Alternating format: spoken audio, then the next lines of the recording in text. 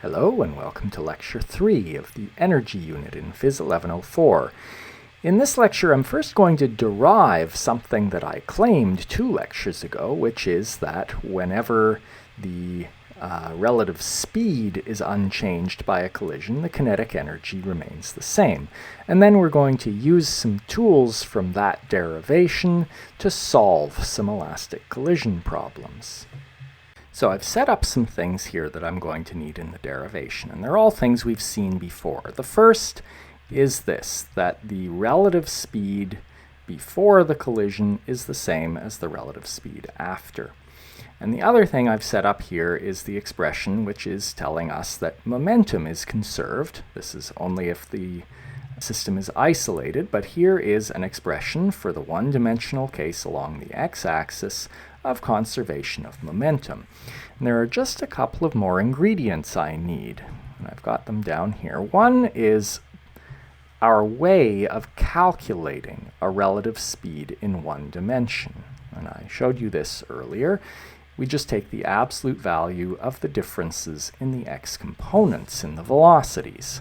The final piece I need here is just to take the statement that the relative speed is the same before and after and rewrite it using that. So all I've done here is taken v12I and I've expanded it out using this expression, and I've done the same for the other side of the equation. And now look at this equation. This is a bit of a mess. If you've ever worked any equations with absolute values, you know that absolute values are a total pain in the butt. You do not want to work equations with absolute values. So we need to drop these absolute values somehow, and that means we have to think about the signs of each side. The fact that the absolute values are here is telling us that the size of the thing on this side of the equation is the same as the size of the thing on this side, but that there's some sign difficulty that gets in the way of us just saying they're equal. So let's figure out what that sign difficulty is. So I've got a diagram here of a very particular sort of collision where it's easy to see how this works out, where I have some object 2, which is initially catching up with some object 1, and they collide, and so afterwards object 1 is now moving away faster. And if you look at this, you can see that initially the x component of v2 is larger than the x component of v1. That's why v2 is catching up with v1. So in other words, all of this inside the absolute values over here is positive for this particular collision. Meanwhile, this one, after v1x is larger than v2x, and so the things inside the absolute values over here are negative. Well, that tells us how we can drop the absolute values. We just need to put a negative out front of this to get rid of that negative. And now we've dropped the absolute values. Now, you might be thinking, but wait a second, Jeff, that applies to this collision, but what about other collisions? Well, just interpret this. This is the x component of v12. In other words, it's the x component of the relative velocity of these two. And the other side is the negative of v12x, and so it's just that this one is initial and this one is final. What is that telling us? Well, what this is telling us is that if the objects are coming toward each other initially, they must be going away from each other finally. Well, that makes perfect sense. As long as the objects don't pass through each other, this has to be true, that the relative velocity x component switches sign during the collision. Now we have all the ingredients we need. We're going to mostly work with this and with our conservation of momentum equation. So the first thing I'm going to do in this derivation is I'm going to take this and I'm going to collect the 1's on one side and the 2's on the other.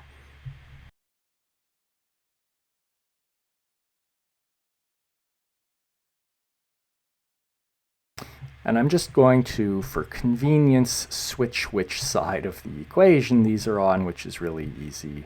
when I'm doing it on a computer like this. Next, I'm going to collect the 1's on one side and the 2's on the other side in my momentum equation. And I'm going to factor out the m's as I do it.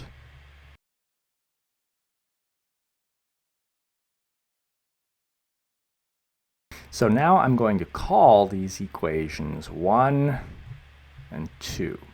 And what I'm going to do is I'm going to multiply them together. In other words, I'm going to multiply the right side of equation 1 by the right side of equation 2 and the left side of 1 with the left side of 2. So that gives me this.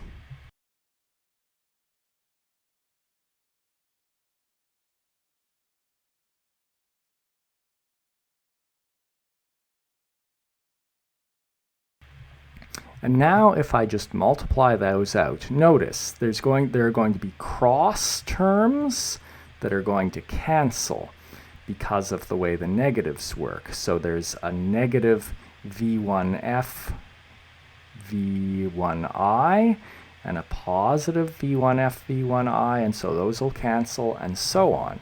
So what I end up getting is that all of the cross terms cancel, and I'm only left with v's squared.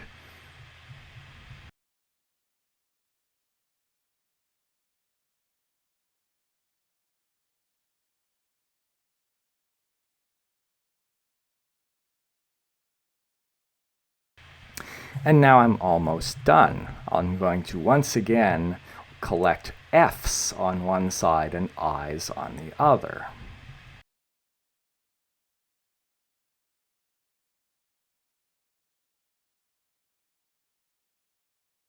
And there we have it. What you're seeing, if I now just multiply through by a half, and I'll talk about why I multiply through that by a half in a moment, is k1i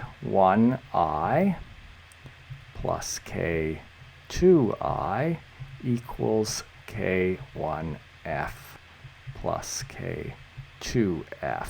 That the sum of the kinetic energies do not change. And I derived that from conservation of momentum and the relative speeds being the same before and after. So the relative speeds being before, the same, and after implies that the kinetic energy doesn't change, just as I claimed 2 lectures ago.